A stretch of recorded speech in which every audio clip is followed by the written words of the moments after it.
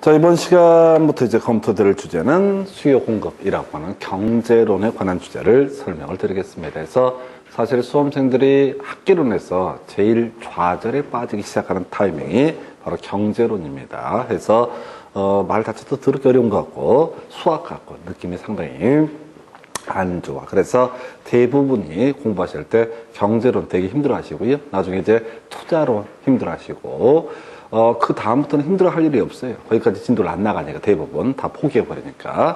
그래서 어찌됐든 첫 번째 고비가 경제론이라는 주제가 되겠습니다. 해서 자, 먼저 수요, 공급에 관한 개념부터 확인합니다. 그래서 자, 수요라고 하는 것은요, 이건 뭐 시험에 나올 얘기는 아닌데 보통 일정 기간 동안 구매 능력 있는 수요자가 구입하고자 하는 최대 수량이라는 개념을 가리켜서 수요라고 이렇게 부르게 됩니다. 이에 비해서 공급이라고 하는 것은 일정 기간 동안 공급 능력 있는 공급자가 공급하고자 하는 최대 수량이라는 개념, 이게 바로 공급하고자 하는 욕구, 이런 것을 가리켜서 공급이라고 부르게 됩니다. 이건 뭐 그다지 큰 쟁점은 안 되고요.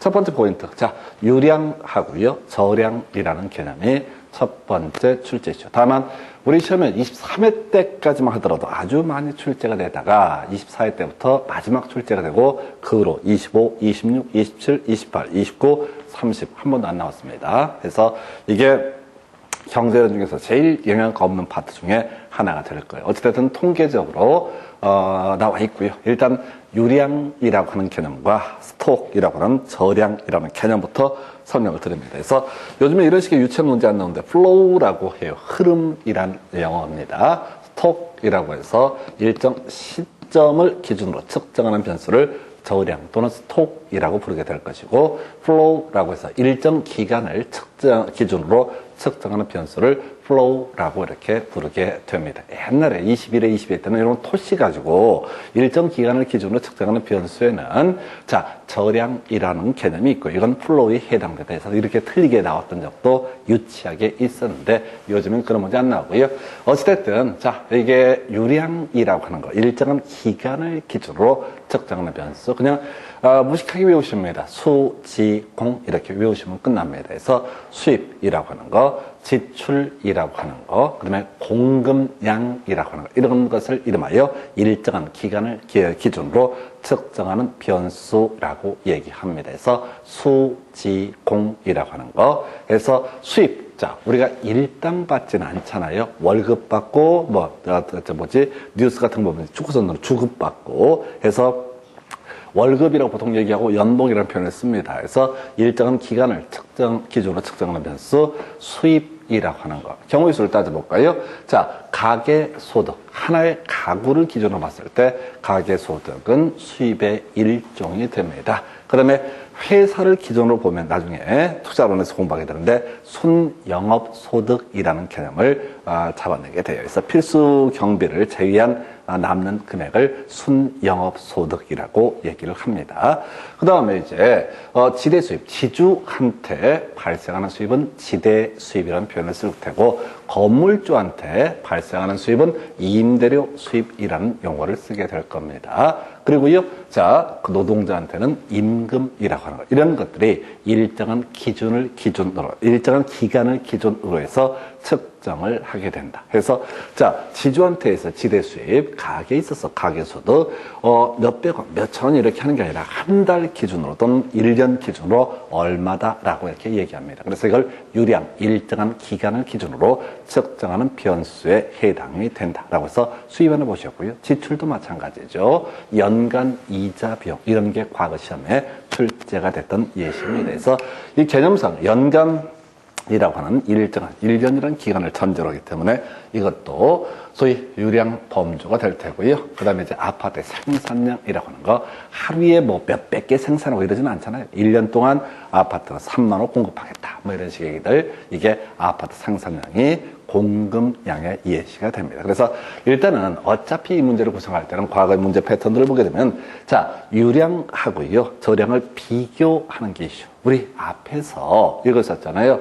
자연이라고 하는 거, 그 다음에 공간이라고 하는 거, 위치라고 하는 거, 환경이라고 하는 거, 연공위한 요거하고 자산, 자본, 생산 요소, 소비재 요거 비교하는 것처럼 flow라고 하는 유량 개념하고 스톡이라는 저량 개념을 둘 중에 하나만 정확하게 외우게 되면 어떻다고요? 어차피 비교하는 거니까 객관식 문제니까 풀어갈 수가 있습니다. 사실 실제 시험에서는 저량을 중심으로 출제가 되는데 어찌됐든 통계적으로 더 많이 지문에 예시가 됐던 것이 유량이라고 해서 수지공은 어떻다? 유량 개념에 해당이 되게 된다. 이렇게 뼈대를 잡게 됩니다. 이에 비해서 저량이라는 것은 특정한 시점, 일정한 시점을 기준으로 측정하는 변수에서 자산이라든가 인구라든가 재고량 이런 용어를 쓰게 되죠. 그래서 자, 우리 집 자산이 얼마가 있다. 지금 했으면 1년 동안 얼마가다가 아니라 올해 현재 12월 30일 현재 자산이 얼마가 있다. 이런 식의 논리 구조죠. 그래서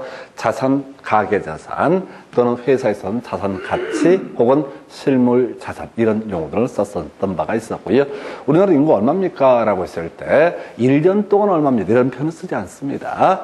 예를 들어서 2019년 12월 30일 현재 인구가 얼마다 이런 식으로 표현하죠. 그래서 특정한 시점을 기준으로 측정하는 변수니까 인구수라는 것도 저량 개념에 해당이 되게 됩니다. 그 다음에 이제 재고량이라는 것도 특정한 시점마다 달라지기 때문에 특정한 시점을 기준으로 측정하는 변수다. 그래서 이거 하실 때는 자, 계속해서 이제 수요량의 변화, 그리고 수요의 변화, 그러면 공급량의 변화, 공급의 변화라는 개념에 대해서 설명드리겠습니다. 자, 보통 우리가 이제 경제론 중에 제일 어렵게 받아들이시고요. 그 다음에 좌절하는 파트가 이 파트가 되겠습니다. 그래서 남들도 어려우니까 조금 어렵다 하더라도 조금만 참는다는 마음으로 갔으면 좋겠습니다. 그래서 제일 먼저 논의하게 될 게 수요량의 변화라고 하는 것이 있죠. 그래서 어떤 소고기를 사 먹습니다. 1년 한 달에 1kg 정도를 사 먹는다라고 했는데 소고기 가격이 많이 다운이 되게 됩니다. 그러면 이제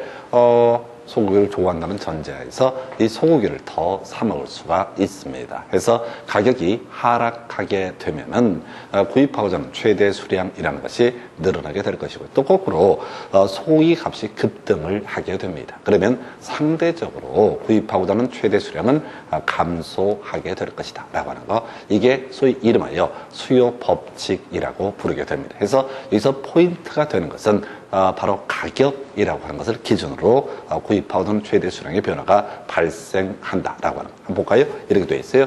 부동산의 가격 변화에 따라서 소비자가 구입하고자 하는 최대 수량의 변화를 가리켜서 뭐라고 그런다? 수요량의 변화. 그럼 이렇게 하는 거죠. 수요량의 변화. 용어 잘 보셔야 돼. 수요량의 변화라고 하는 것은 가격을 기준으로 해서 가격이 상승하면 구입하고자 하는 최대 수량이 감소하게 될 것이고 가격이 하락하게 되면 구입하고는 최대 수량의 변화가 최대 수량이 늘어나게 되는 것, 이걸 우리가 수요량의 변화라는 용어를 쓰게 됩니다. 그래서 자, 뒤에서 공부하게 될 수요의 변화와 수요량의 변화를 따져 물을 때 가격 외의 요인에 따라서 구입하고는 최대 수량의 변화가 발생하게 되면 그걸 우리가 수요의 변화라고 부르게 될 것이고 가격을 기준으로 해서 구입하고는 최대 수량의 변화를 수요량의 변화라고 부르게 됩니다. 그래서 이미 본 것처럼 가격이 상승하면 구입하고자 하는 최대 수량은 감소하게 될 것이고 가격이 하락하게 되면 구입하고자 하는 최대 수량은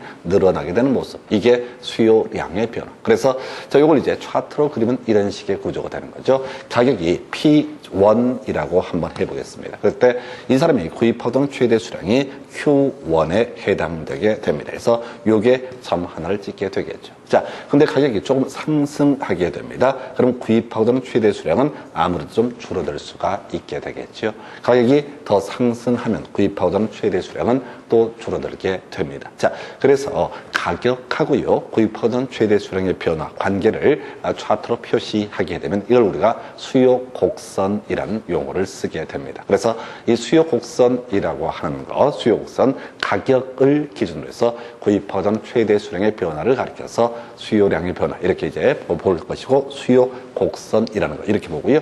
이 수요 곡선은 우하향하는 모습을 보여주고 있다. 오른쪽으로 갈수록 약간 내려가는 그런 느낌을 주는 것을 수요 곡선이라 부릅니다. 그래서 우리가 이제 경제학 할 때는요, 경제론 공부하실 때 demand라는 용어를 쓰게 되는데, 수요라고 하는 것은 demand, D로 표시를 하게 됩니다. 뒤에서 공부하겠지만 공급이라고 하는 것은 supply라고 해서 S라고 표시를 하게 돼요. 자, 그래서 이 수요량의 변화라고 하는 것은 동일한 수요 곡선상 점의 이동으로 나타난다. 이걸 다시 표현하면 이런 식이죠. 가격이 하락하게 되면 어떻다? 그 수요 곡선에서 좀 밑에 쪽으로 가는 방향을 보여주게 될 것이고, 가격이 상승하게 되면 구입하던 최대 수량이 줄어들게 되는 모습, 바로 왼쪽으로 옮겨가는, 점을 왼쪽으로 옮겨가는 모습을 보여주게 됩니다. 그래서 수요량의 변화라고 하는 것은 하나의 수요 곡선상 점의 이동으로 나타난다. 그럼 정리하면 이런 식이에요. 그래서 수요량의 변화라고 하는 것은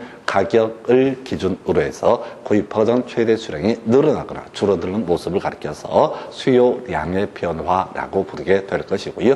그리고 나서 이 수요량의 변화라고 하는 것은 하나의 수요 곡선상 점의 이동으로 나타난다. 그래서 수요량, 가격, 그리고 점이라고 하는 거, 이게 키워드가 되겠습니다. 그런데요, 우리가 구입하던 최대 수량의 변화라고 하는 것이 꼭 가격만 가지고 결정이 되는 것은 아닙니다. 예를 들어서 소득이라고 하는 거. 한 달에 1kg에 소고기를 사 먹던 사람이 소고기를 좋아한다고 전제를 하고요. 그리고 이 사람이 소득이 2배가 됐다. 그러면 2kg 소고기를 살 수도 있는 것이지요. 또는 이제 돼지고기 가격이 급등하거나 또 급락을 했을 때 돼지고기 사 먹으려고 하다가 너무 비싸니까 소고기로 옮겨가는 수도 있을 겁니다. 그래서 소고기를 구입하고자 하는 최대 수량이 늘어날 수도 있고 줄어들 수도 있는 이런 원인에는 꼭 가격이 아니라 가격 외 원인이라고 하는 것도 하나의 원인이 될 수가 있습니다.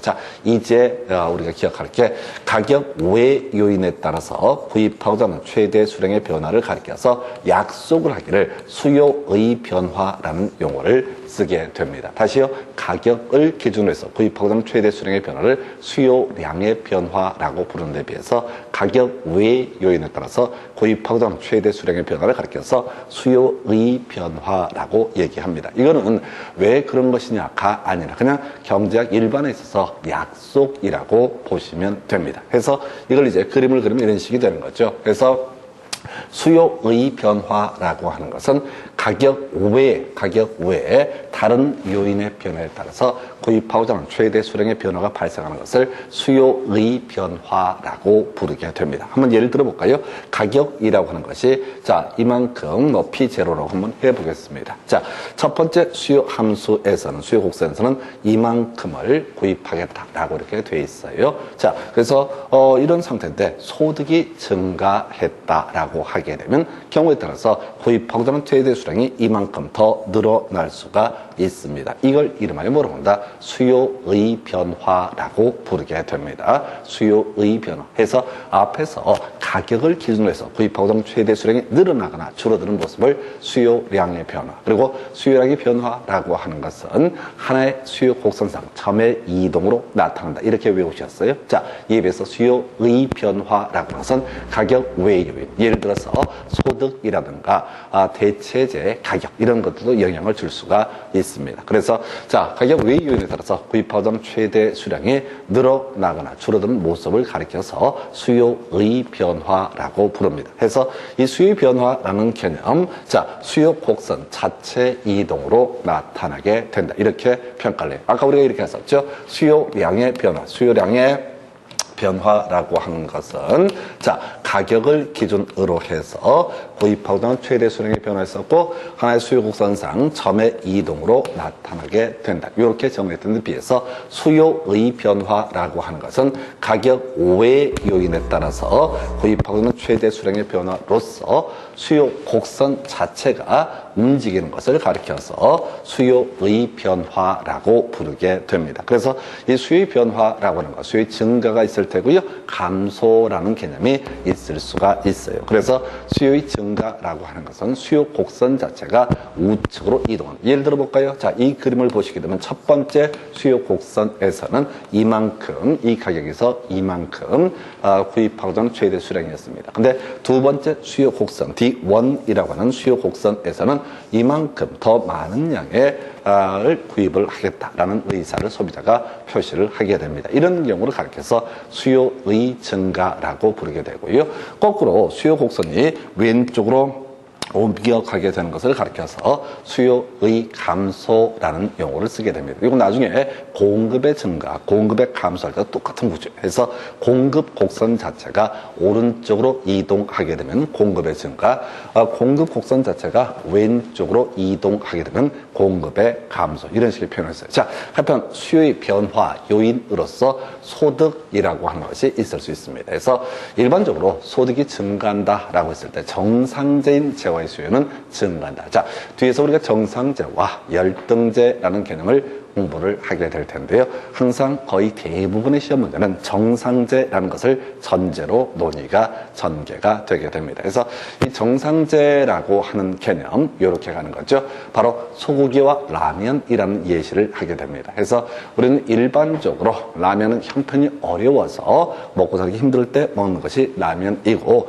형편이 좋아지면 소고기를 먹는다라고 아예 전제를 하셔야 됩니다. 그래서 100만 원 소득이 있던 사람이 한 달에 200만 원 수입이 늘어나게 된다. 그러면 형편이 좋아졌으니까 자기가 좋아하는 소고기를 좀 더 많이 사 먹을 수 있을 것이다. 이런 소고기 같은 개념을 정상재라고 이렇게 얘기를 하게 됩니다. 근데 형편이 어려워서 어쩔 수 없이 배고픔을 채우기 위해서 라면을 먹었다. 근데 소득이 많이 좋아져서 더 이상 라면을 먹지 않아도 된다. 그러면 그런 라면과 같은 재화를 가리켜서 열등재라고 얘기합니다. 그래서 일반적으로 자, 다른 조건을 고려하지 않음이라고 한다면 이 재화의 성격은 정상재라는 전제가 될 테고 소득이 증가하게 되면 어떻다? 수요는 증가하는 모습을 보여주게 됩니다. 자, 좀 어려운 게 관련 재화의 가격이라고 하는 것이 있어요. 자, 이게 경제를 공부할 때 제일 이제 함정에 빠지는 게 바로 대체재라는 개념 또는 보완재, 특히 대체재라는 개념에서 우리가 많이 무너지게 되는데, 자, 관련 재화의 가격이라고 하는 것도 그 재화의 수요에 영향을 줄 수가 있습니다. 근데 이렇게 얘기하면 너무 말이 어려워. 그래서 전제가 아파트의 수요에 영향을 미치는 요인이라고 해서 예를 들어서 연립이라는 주택을 한번 생각을 해 보겠습니다. 논의 진행을 위해서 아파트에 살 수도 있고 연립에도 살 수가 있다. 이렇게 전제가 해 봐야 돼. 선택의 문제다. 두 집은 다 앉고 그 중에 하나를 들어가서 살게 된다. 이렇게 전제를 해봐야 돼요. 그래서 자, 연립의 가격이라고 하는 것이 상승하게 되면 비싸니까 연립은 들어가지 않을 겁니다. 그래서 연립에 대한 수요라고 하는 것, 연립에 대한 수요량이 감소하는 모습을 보여주게 될 겁니다. 근데 어딘가는 가서 살아야 되는 것이죠. 예. 그래서 이 사람이 연립 대신에 아파트로 가는 수가 있겠다. 그러면 기존 아파트에 대한 수요보다 더 아파트에 대한 수요가 증가하는 모습을 보여주게 됩니다.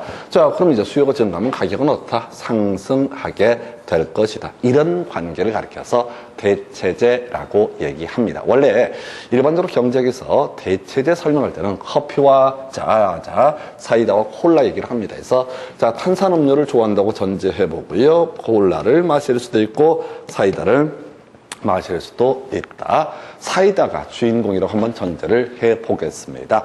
자, 그런데 콜라의 가격이 상승하게 됩니다.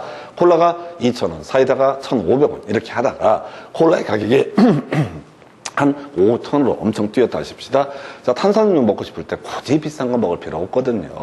물론 이제 콜라 매니아다 그러면 논외 문제. 일반적으로 둘 중에 하나를 선택한다고 했을 때 이 사람은 콜라 가격이 상승하게 되면 어떻다? 수요량이라고 하는 거 감소하는 모습이 있겠죠. 대신 콜라 대신 뭘 사 먹을 것이다? 사이다라는 것을 사 먹을 것이다. 그래서 사이다를 다들 사겠다고 줄을 씁니다. 사이다의 수요가 증가하게 됩니다. 사이다의 수요가 증가하면 가격이 상승하는 관계. 이걸 이름하여 뭐라고 한다? 서로 대체제 관계이다라고 이렇게 얘기를 하게 됩니다. 그래서 어떤 재화의 관련 재화의 가격이 상승함에 따라서 콜라의 가격이 상승하고 있습니다. 그 재화의 수요가 증가하는 관계를 가리켜서 바로 뭐라고 한다? 대체제라고 부르죠. 그래서 대체제 가격이 상승하게 되면 그 재화의 수요는 증가하는 모습을 보여주게 됩니다. 그래서 지금 제가 수요 증가를 가지고 예시를 하고 있는데 수요 증가라고 하는 것은 수요 곡선으로 표시하게 되면 수요 곡선 자체가 오른쪽으로 이동하는 모습을 보여주게 됩니다. 그래서 다시 기본 들어가 볼까요? 앞에서 공부할 때 이런 얘기였어요. 구입하던 최대 수량의 변화에 영향을 주는 요인 그 중에 하나가 수요량의 변화라는 개념이 있었고 수요량의 변화. 수요량의 변화는 가격을 그 재화의 가격을 기준으로 해서 구입하고자 최대 수량의 변화를 가리켜서 수요량의 변화 그리고 이 수요량의 변화라고 하는 것은 하나의 수요 곡선상 점의 이동으로 나타나게 된다. 그런데 가격 외에 다른 요인에 따라서 구입하고자 하는 최대 수량의 변화가 발생했다라고 한다면 이걸 뭐라 부르자? 수요의 변화라고 부르게 될 것이고요.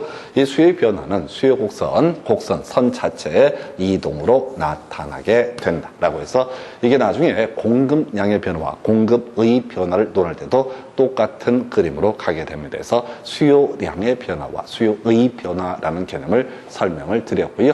자, 먼저 공급량의 변화와 공급의 변화라는 개념도 체크해 보겠습니다. 그래서 자, 이제 세로축이 가격축입니다. 그리고 가로축이 거래량, 수요량이나 공급량, Q라고 얘기합니다. 그래서 우리 중고등학교 다닐 때, 자, Y는 X 플러스 2 이런 식으로 수식을 쓰고요. 세로축을 Y로, 가로축을 X로 표시를 했던 바가 있습니다. 경제학을 공부함에 있어서는 어떻게 가야 돼? 세로축을 P 가격축이라고 봐야 되고요. 그 다음에 가로축을 거래량 또는 이제 공급량 또는 수요량이라는 용어 Q라는 것으로 표시를 하게 됩니다. 자, 공급량의 변화. 요거부터 가볼까요? 수요량의 변화라고 하는 것은 가격을 기준으로 해서 구입하던 최대 수량의 변화를 가리켜서 수요량의 변화 그리고 하나의 수요 곡선상 점의 이동으로 나타나게 된다라고 이렇게 전제가 되어 있어요.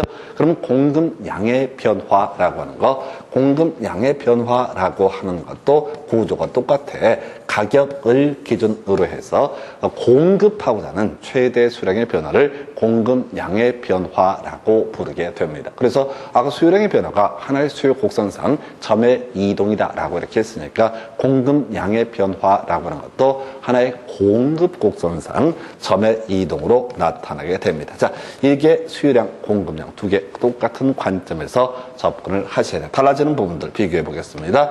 그래서 자, 부동산의 가격 변화에 따라서 공급하고자 하는 최대 수량의 변화 이것을 이름하여 공급량의 변화라고 이렇게 얘기를 합니다. 자, 그래서 가격이 상승하면 공급자 입장에서는 가격이 P0에서 P1으로 상승하게 되면 지금 마진이 커지고 있잖아요. 그러면 어떻다? 빨리 팔아야 되죠. 그래서 공급량을 늘리게 될 것이다. 가격이 상승하면 공급량을 늘리게 될 것이고 거꾸로 P1이라는 가격에서 P1이라는 가격이 있어 Q1만큼 공급했던 공급자 입장에서는 가격이 급락을 하고 있다. 자, 그러면 너무 복잡하게 생각하시면 안 되고 지금 이거 가격 빠지게 되면 남는 게 작으니까 공급량을 어떻게 할 것이다? 줄이게 될 것이다 라고 하는 거. 그래서 가격이 상승하면 공급량이 증가하고요. 그 다음에 가격이 하락하면 공급하고자 하는 최대 수량이 감소하는 것. 자, 이걸 우리가 이름하여 뭐라 부른다? 바로 공급 곡선 또는 공급 법칙이라고 부르게 됩니다. 이걸 이제 그림으로 보시게 되면 이런 식이죠. 자, 가격이 있고요. 그 다음에 공급량이라는 축이 있게 됩니다. 해서 가격이 P0에서 P1으로 상승하게 되면 공급자 입장에서는 마진이 크기 때문에 공급량을 늘리게 될 겁니다. 해서 결국은 공급량의 변화라고 하는 개념은 하나의 공급 곡선상 점의 이동으로 나타난다. 23회 때인가 유치원 문제 한번 나왔었죠. 공급 곡선이라고 하는 것은 우하향하는 모습의 곡선이라서 틀리게 유치하게 나왔던 적이 있습니다. 그래서 수요 곡선이라는 것은 우하향하는 모습. 그래서 아까 우리 수요 곡선 D라고 하는 것은 이렇게 그렸던 바가 있습니다. 이에 비해서 공급 곡선이라는 것은 우상향하는 모습을 보여주게 된다라고 하는 거 이게 가겠죠. 그럼 똑같이 다시 가야 돼. 자, 공급량의 변화라고 하는 것은 가격을 기준으로 해서 공급하고자 하는 최대 수량의 변화를 가리켜서 공급량의 변화, 공급량의 변화라고 하는 것은 하나의 공급 곡선상 점의 이동으로 나타나게 된다. 이렇게 이제 정리를 하게 되는 거예요. 그러면 공급량의 변화가 있게 되면 우리가 또 비교해서 공부할 게 공급의 변화라는 개념이 나와야 되겠죠. 아까 우리가 가격을 기준으로 구입하고자 하는 최대 수량의 변화를 수요량의 변화, 가격 외 요인에 따라서 구입하고자 하는 최대 수량의 변화를 수요의 변화로 약속을 했습니다. 그럼 이제 공급의 변화라고 하는 것은 가격 외 요인에 따라서 공급하고자 하는 최대 수량의 변화를 뭐라고 한다? 공급의 변화라고 이렇게 부르게 됩니다. 그리고 공급의 변화라고 하는 것은 가격 외 요인이다 보니까 바로 공급 곡선 자체 이동으로 나타나게 된다. 해서 공급의 변화라는 개념을 보시게 되면 이런 논리 구조가 되는 거죠. 자, 가격 외 요인에 따라서 공급하고자 하는 최대 수량의 변화가 발생하는 거. 이거는 앞으로 아파트 시장으로 전제했을 때 아파트의 가격 상승이 예상이 되거나 원가가 감소가 되거나 뭐 이런 경우 등에 있어서 공급의 변화가 있게 될 공급의 증가 요인이 되게 될 거예요. 그래서 아까 본 것처럼 공급의 변화는 공급 곡선 자체 이동으로 나타나게 된다. 그래서 앞에서 이런 거 있었죠. 수요의 변화라고 해서 이렇게 두 개를 그려놓고 D0, D1이라고 그리면서 수요의 증가라고 하는 것은 오른쪽으로 이동하면 어떻다? 수요가 증가하게 된다. 왼쪽으로 이동하면 어떻다? 수요가 감소하게 된다. 이런 식으로 논의가 됐던 바가 있어요. 공급 곡선도 마찬가지입니다. 공급 곡선이 오른쪽으로 이동하게 되면 공급의 증가라는 개념이 되게 될 것이고 공급 곡선이 왼쪽으로 이동하게 되면 어떻다? 공급의 감소라고 하는 거 해서 지금 가장 기초가 되는 개념 수요량의 변화하고요. 수요의 변화, 공급량의 변화와 공급의 변화라는 개념을 정리해 봤습니다. 이제 디테일한 부분을 이제 논의를 해야 되는데요.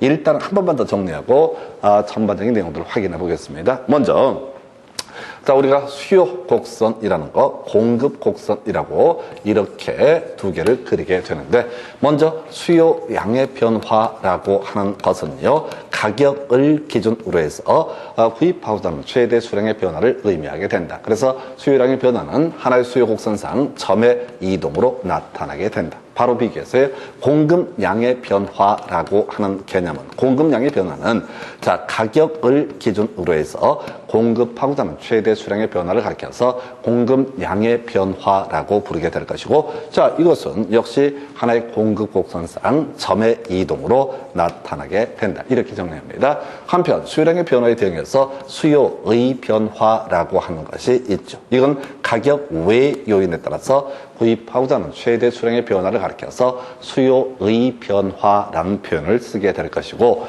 자 그래서 이 수요 곡선 자체의 이동으로 나타나게 되는 것을 수요의 변화 앞에서 공부한 것처럼 수요 곡선이 우측으로 이동하게 되면 수요의 증가 수요 곡선이 좌측으로 이동하게 되면 바로 수요의 감소라는 표현을 씁니다. 물론 우리 교재라든가 이런 데서는 수요 곡선이 우상향한다. 그러면 수요의 증가, 좌하향한다. 그러면 이것을 수요의 감소 이런 식으로 표현하는데 그렇게 하면 어려우니까 오른쪽으로 가면 증가, 왼쪽으로 가면 감소 이렇게 봐야겠고요. 그럼 이제 공급의 변화라고 하는 것은 뭐냐라고 했을 때 가격 외 요인에 따라서 공급하고자 하는 최대 수량의 변화를 가리켜서 공급의 변화. 동일한 논리 구조로 공급의 변화라는 것은 공급 곡선 자체 이동으로 나타나게 될 것이고 공급 곡선이 우측으로 이동하게 되면 공급의 증가, 공급 곡선이 좌측으로 이동하게 되면 공급의 감소라고 이렇게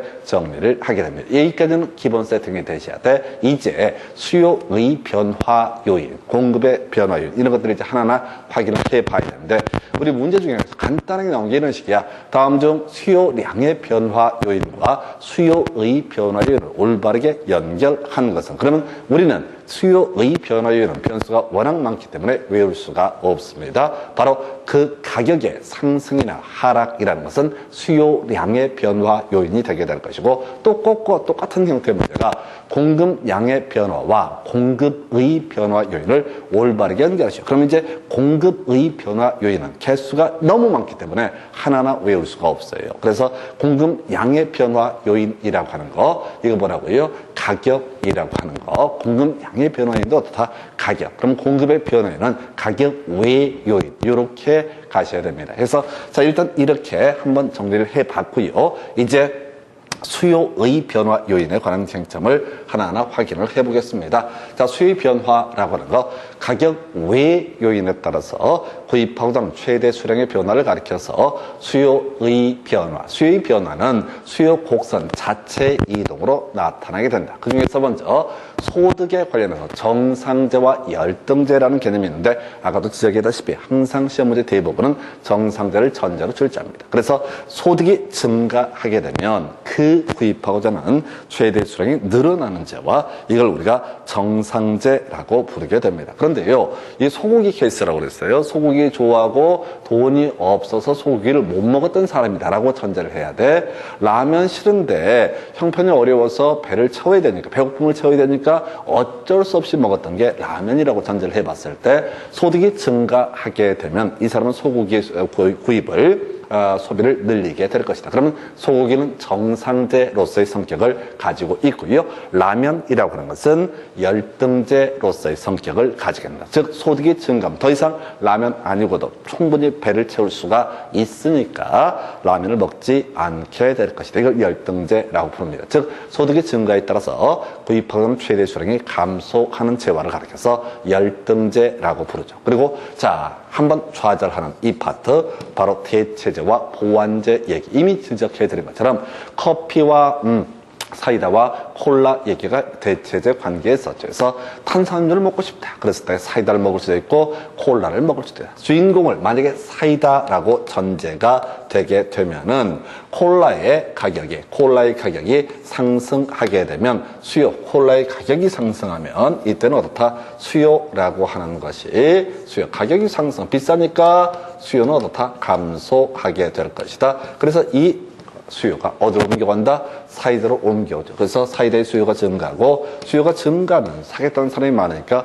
자연스럽게 가격은 상승하는 구조 이것을 가리켜서 대체제라고 부릅니다. 그런데 이제 보완제 설명을 드릴 텐데 사실 부동산 학개론에서 보완제는 많이 나오지 않아요. 거의 안 나오는데 29회 때 한번 나오고 말았어. A라는 부동산, B라는 부동산 이런 식의 사례를 만들어서 봤는데 자 일단 보완제 개념 한번 설명해 드릴까요? 자 커피하고요 설탕이라고 전제를 해보겠습니다. 일단 논의의 전제는요 이렇습니다.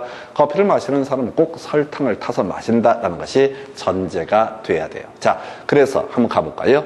커피의 가격이라고 하는 것이 상승하게 됩니다. 커피값이 올라갑니다. 그러면 사람들은 자 바로 구입하는 최대 수량을 줄이게 되겠죠. 수요가 감소하게 됩니다. 커피를 적게 마시다 보니까 설탕도 어떻다? 많이 필요가 없죠. 설탕에 대한 수요가 감소하게 될 것이고요. 그러면 설탕에 대한 가격도 바로 하락하는 모습을 보여주게 되는 것. 이렇게 커피와 설탕의 관계 같은 것을 가리켜서 보완제라고 부릅니다. 자, 이게 복잡하니까 어떤 관련제와의 가격이 상승했을 때 그 재화의 수요가 증가해서 가격도 같이 상승하는 관계를 가리켜서 뭐라고 한다? 대체제라고 부르게 될 테고, 어떤 재화에 대한 가격이 상승해서 수요가 감소하면 같이 수요가 감소하는 모습을 보여주는 것을 보완제라고 부릅니다. 근데 우리 부동산 학개론 영역에서는 항상 그런 식이야. 아파트와 연립, 자, 소형 오피스텔과 소형 아파트와 오피스텔, 이런 식으로 주로 대체제를 가지고 중심을 봅니다. 근데 이 파트가 왜 우리가 그렇게 끊임없이 좌절하고 힘들어하느냐라고 했을 때, 그냥 뜬금없이 관련 재화의 가격 이렇게 하면 안 돼. 그러면 헷갈려버려. 머릿속가 뒤집박죽여져. 그런 방식이 항상이야. 아파트 시장에서라고 하는 것이 전제가 돼. 아파트 시장에서라고 하는 것이 전제가 돼야 돼요. 그래서 자, 이것의 대체제인 연립에 다시 갑시다. 가격이 상승하게 되면 연립에 대한 수요는 어떻다? 감소하게 될 것이고, 그럼 아파트로 옮겨오겠죠. 아파트에 대한 수요가 증가하게 될 것이고, 수요가 증가하고 가격도 상승하는 이런 관계를 가리켜서 바로 뭐라 부른다? 바로 대체제 관계. 그래서 아파트려면 대체제 관계다. 이렇게 항상 하나의 이해시켜. 이게 관념적으로 우리 교재 같은 데 보면 그런 식이잖아. A라는 재화의 가격이 상승했을 때 A라는 재화의 수요가 감소하고, 그때 B라는 재화의 수요가 증가해서 가격이 상승하는 모습을 보이는 B라는 재화를 A라는 재화의 대체제라고 한다. 그래서 이렇게 얘기해버리면 오히려 헷갈릴 수 있으니까 항상 아파트와 연립, 그 다음에 소형 아파트와 오피스텔, 이 관계, 대체제 관계라고 하는 것이 전제가 돼야 돼요. 자, 이게 이제 주로 이슈가 되는 대체제 보완제 개념까지 설명을 드렸고요. 대부분의 문제는 수요의 증가와 수요의 감소 요인을 비교하는 형식의 기본적인 출제 기술이 되겠습니다. 근데 수요의 증가라는 표현 너무 밋밋해요. 그래서 수요 곡선이 우측으로 이동하는 경우, 수요의 감소 너무 밋밋해요. 그래서 수요 곡선이 좌측으로 이동하는 현상, 이걸 우리가 수요의 감소, 이렇게 약간씩 표현들을 달리해서 구성합니다. 그래서 이 중에서 사실 거의 모든 이슈, 일단은 가장 중요하고 수험생들이 제일 힘들어하는 것이 관련 재화의 가격이라고 해서 대체제 얘기가 나와야 되죠. 자, 어떤 재화의 대체제 가격이 상승하면 그 대체제는 수요가 감소하게 될 것이고, 그리고 이 재화의 수요가 증가해서 가격이 상승하는 관계, 그래서 수요가 증가하는 관계, 이게 바로 수요의 증가 요인 중에 하나가 됩니다. 자, 지금 똑같은 얘기를 몇 번씩 했음에도 불구하고 약간씩 헷갈리게 되는 부분이에요. 다시 갑시다. 아파트와 연립, 조금 더 쉬워집니다. 해서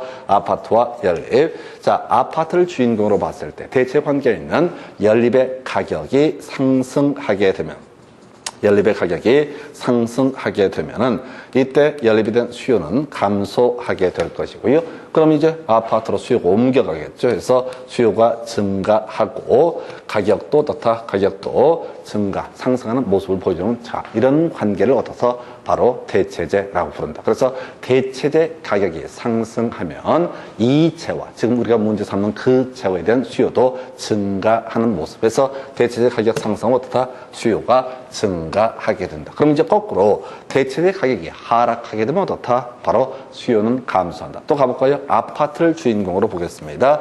연립이라고 하는 것이 대체제라고 전제해 볼게요. 자, 연립에 가격이 하락한다라고 한번 해보겠습니다. 자, 아파트의 대체제인 연립의 가격이 하락하면 사람들이 싸니까 어디로 갈 것이다? 연립으로 갈 것이다. 연립에 대한 수요라고 하는 것이 어떻다? 증가하게 될 것이다.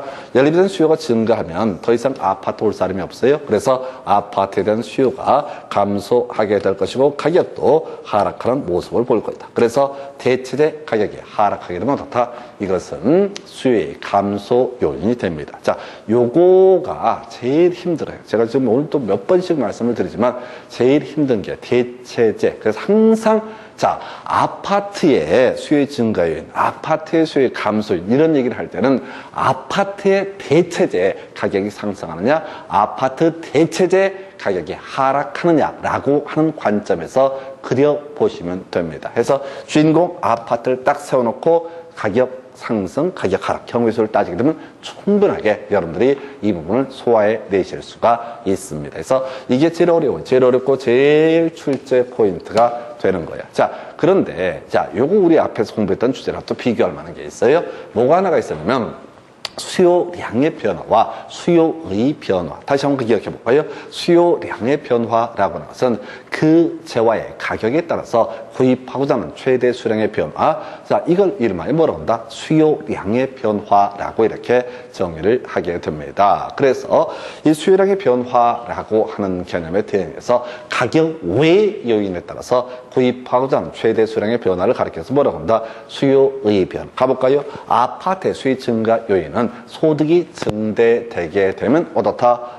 바로 수요가 증가할 수 있다. 이건 가격이 아니잖아. 그러니까 수요의 변화 요인이고 경우수를 따지면 당연히 수요가 증가하게 될 것이다. 근데 또 하나의 포인트가 이거야. 가격 전망이라고 하는 거. 앞으로 아파트의 가격 상승이 예상되게 되면 사람들은 어떻게 할 것이다? 아파트를 미리 사두려고 할 겁니다. 그러면 수요의 증가 요인이 됩니다. 자, 그래서 아파트의 가격 상승 예상이라는 것은 수요량의 변화입니까? 수요의 변화입니까? 라고 했을 때 이게 가격이라는 표현 때문에 깜빡 놓쳐. 다시 현실적으로 가격이 상승하게 되면 구입하고자 하는 최대 수량이 줄어들게 될 것이고 감소할 테고 가격이 하락하면 어떻다? 구입하고자 하는 최대 수량이 늘어난다. 이걸 우리가 수요량의 변화 또는 수요 법칙이라고 설명을 드렸습니다. 그런데 현실적으로 가격이 상승하거나 하락하는 것이 아니라 가격 상승이 예상된다. 그럼 이건 가격의 변화입니까? 아닙니까? 가격의 변화는 아닙니다. 가격이 앞으로 변할 거는 예상에 불과한 것이 가격 자체의 변화는 되지 않습니다. 그래서 이 가격 상승 예상이라고 하는 것은 수요의 증가 요인이 되게 된다. 그럼 이제 가격 하락 예상은 다 수요의 감소 요인이 된다. 그래서 이 부분은 앞에서 우리 지적해드린 문제 중에서 수요량의 변화 요인과 수요의 변화 요인을 올바르게 연결한 것을 이런 문제 구성할 때 꼭 수요량의 변화 요인이다. 1번에다가 가격 상승 예상 이렇게 던져놓으면 사람들이 당할 수가 있어. 아니야. 실제로 가격이 상승하거나 가격이 하락하는 것을 뭐라고 한다? 수요량의 변화라고 부르게 될 것이고 수요의 변화, 자, 가격 상승 예상이나 하락 예상은 어떻다? 수요의 변화 요인이 되게 됩니다. 똑같은 논리 구조, 공급량의 변화라고 하는 것은 그 재화의 가격이 상승하거나 하락했을 때 이걸 우리가 공급량의 변화라고 부르게 될 것이고요.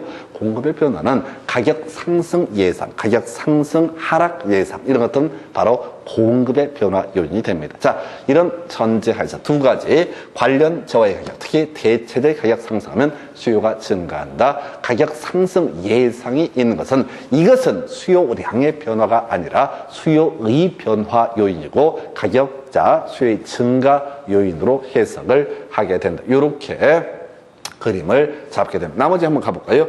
정상적으로 전제했을 때 소득이 증가하면 어떻다? 수요는 증가한다. 소고기 1kg 먹어서 한 달에 근데 소득이 2배가 돼서 나는 소고기를 참 좋아해. 그러면 어떻게 한다? 소고기 수요 구입을 더 늘리게 되겠죠. 수요의 증가 요인이 되게 됩니다. 자, 대체재 관련 재화의 가격. 그래서 아까 돼지고기 가격이 급등했다. 소고기를 먹을 수도 있고, 자, 돼지고기를 먹을 수도 있는데, 돼지고기 가격이 급등하면, 그럼 나는 소고기를 더 먹어야겠다. 돼지값이 더 비싸니까, 이게 바로 대체재 가격 상승 있게 되면 어떻다? 이때는 그 재화의 수요가 증가하게 된다. 나머지 어렵지 않아요. 인구수, 머릿수가 늘어나면 당연히 어떻다? 수요는 증가하겠죠. 그 다음에 선호도의 상승. 사람들이 다 아파트 살고 싶어 해. 그러면 아파트 가격은 상승하는 모습. 이건 뭐야? 바로 가격 외 요인이기 때문에 수요의 증가 요인이 되게 됩니다. 그리고요, 가격 상승 예상. 이것도 주의해달라고 해서 수요량의 변화, 수요의 변화라는 개념과 연계가 되고요. 그 다음에 조세라고 하는 거. 자, 조세, 자, 세금이라는 게 하락한다. 그러면 수요의 증가 요인이 됩니다. 다른 조건이 동일했다고 했을 때, 뭐 취득세라든가, 자, 이런 것들이 하락한다. 자, 금리가 자, 세율이 낮아지게 되면 부담이 좀 적으니까 수요의 증가 요인. 그리고 하나 더 빼먹겠네. 대출 금리. 시장 금리가 하락하게 되면 어떻다? 이때는 수요의 증가 요인이 된다. 반대 경우 볼까요? 어렵지 않아요. 그래서 소득 감소하면 정상적인 전제에서 수요의 감소 요인. 자, 대체재의 가격 하락이라고 하는 거. 그럼 이 지역으로 안 오고 어디로 돼지고기로 옮겨갈 수 있다는 얘기지. 바로 수요의 감소 요인이 됩니다. 인구수의 감소라든가. 그 다음에 이제 가격 하락 예상이라고 하는 거. 그 다음에 대출금리 상승. 금리가 올라가면 그만큼 집 대출받기 어렵잖아요. 금리도 세죠. 그래서 대출 안 받아. 그러니까 수익 감소 요인. 한편 조세라고 하는 것이 바로 상승하게 돼. 세금이 올라가게 되면 어떻다? 역시 수익 감소 요인이 되게 됩니다. 그래서 자, 일단은 문제 구성할 때 수요량의 변화 요인과 수요의 변화 요인, 그리고 수요의 변화 요인 중에서 수요의 증가라는 개념과 수요의 감소라는 개념, 이렇게 정리해 봤습니다. 이게 좀 힘들어요. 대체제 얘기하고요. 가격 상승 예상 또는 가격 하락 예상, 이런 게 출제 포인트가 되게 되는데 하여튼 반복해 주실 것. 자, 그래서 수요의 변화 요인에 대해서 살펴봤고요. 그럼 이제 나머지 공급량의 변화와 공급의 변화 계속 가야 되죠. 공급량의 변화는 뭡니까? 가격을 기준으로 공급하고자 하는 최대 수량의 변화를 가리켜서 공급량의 변화. 공급량의 변화는 하나의 공급 곡선상 점의 이동으로 나타나게 된다. 그런데 가격 외 요인에 따라서 공급하고자 하는 최대 수량의 변화가 발생하면 이것을 우리는 공급의 변화라고 부르게 됩니다. 그래서 자, 공급의 변화라는 것은 자, 공급 곡선 자체 이동으로 나타나게 된다. 그래서 공급 곡선이 오른쪽으로 이동하면 공급의 증가라고 부를 테고, 공급 곡선이 왼쪽으로 이동하게 되면 공급의 감소라는 표현을 씁니다. 그래서 자, 이제 공급자의 변화라는 개념 체크해드렸고, 구체적인 항목을 분석을 해보게 되면 자, 이렇게 가야 되죠. 자, 공급 변화의 결정 요인에는요, 생산 원가 등이 있습니다. 원가가 하락하면 다른 조건이 동일하다고 했을 때 공급하고자 하는 최대 수량이 늘어나요. 이걸 우리가 공급의 증가라고 부를 겁니다. 자, 규제라고 하는 거, 토지용 규제가 자, 완화되면 공급의 증가 요인이 됩니다. 좀 이따 설명드릴 주제고요.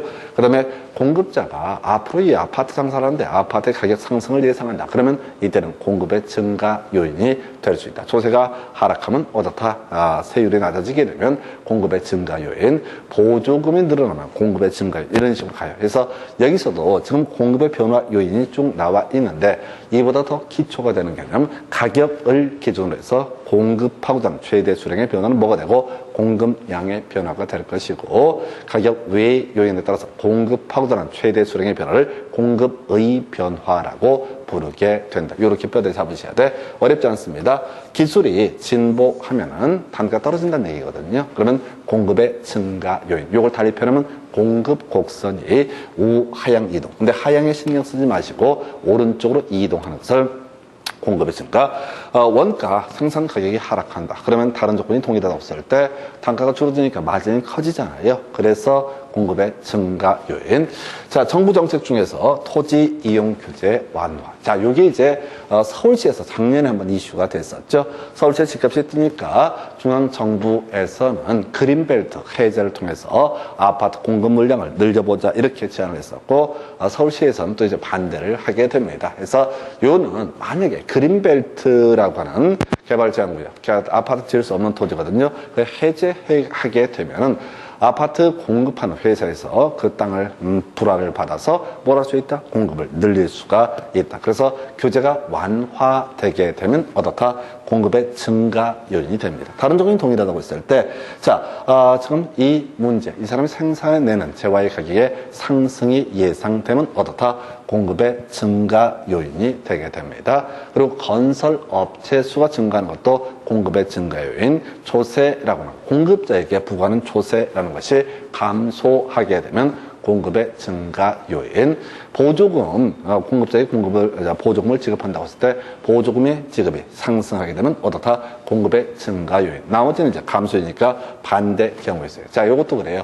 공부하실 때 증가 요인만 정확하게 캐치하면 그 반대 케이스가 뭐가 된다? 감소 요인이다. 라고 해서 바로 이렇게 공급의 변화라는 개념을 설명을 드렸습니다. 그래서 지금 경제론 챕터에서 첫 번째 고비, 그 망할 대체제라는 개념, 요게 조금 이제 함정이 되고, 요것만 이 고비를 넘어서게 되면 우리가 다음에 논의하게 될 이런저런 주제들은 단순한 공식 문제이기 때문에 공식에 다 대입합니다. 다시 한번 정리해 보겠습니다.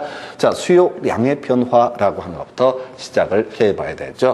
자, 수요량의 변화라고 하는 거, 자, 가격을 기준으로 해서 구입하고자 하는 최대 수량의 변화를 가리켜서 수요량의 변화. 그래서 이 수요량의 변화라고 하는 거, 가격이 상승하면 구입하고자 하는 최대 수량은 감소하게 될 것이고, 가격이 하락하면 어떻다? 구입하고자 하는 최대 수량이 늘어나는 모습을 보여주게 될 것이다. 그래서 수요량의 변화라고 하는 것은 하나의 수요 곡선상 점의 이동으로 나타나게 된다라고 이렇게 평가를 합니다. 한편 가격 외 요인에 따라서 구입하고자 하는 최대 수량의 변화가 발생하는 것을 수요의 변화라고 이렇게 얘기를 하죠. 그리고 이 수요의 변화라고 하는 것은 수요 곡선 자체가 오른쪽 또는 왼쪽으로 이동하는 모습을 보여주는 것을 수요의 변화. 이때 수요의 증가라는 것은 수요 곡선이 우측으로 이동하는 것을 수요의 증가. 이에 비해서 수요의 감소라고 하는 것은 수요 곡선이 좌측으로 이동하는 것을 수요의 감소라고 부릅니다. 그래서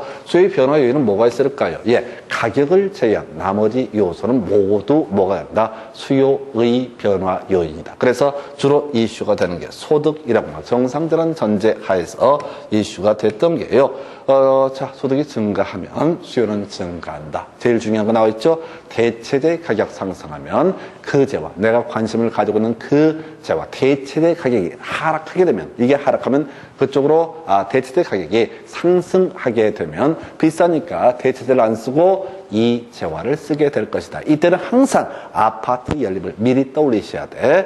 그냥 관념적으로 생각하시면 이게 꼬여버리는 파트예요. 그래서 대체재 가격이 상승하면 그 재화의 수요는 증가하게 된다. 그리고 실수하기 좋은 게 가격 상승 예상이라는 것은 수요의 증가 요인, 가격의 상승은 뭐가 됩니까? 수요량의 변화 요인에 해당이 되게 됩니다. 그 외에 나머지 인구수의 증가라는 거 수요의 증가 요인이 될 테고, 선호도의 상승, 조세 감소 이런 것들, 자 조세 하락, 그 다음에 대출금리의 하락이라고 하는 이런 것들이 수요의 증가 요인이 되게 된다. 한편 공급량의 변화라는 것은 가격을 기준으로 해서 공급하고자 하는 최대 수량의 변화를 가리켜서 공급량의 변화. 그래서 가격이 상승하면 공급하고자 하는 최대 수량은 늘어나게 될 것이고, 가격이 하락하게 되면 어떻다? 공급하고자 하는 최대 수량은 감소하게 될 것이다. 그래서 이 공급량의 변화라고 하는 것을 바로 하나의 공급 곡선상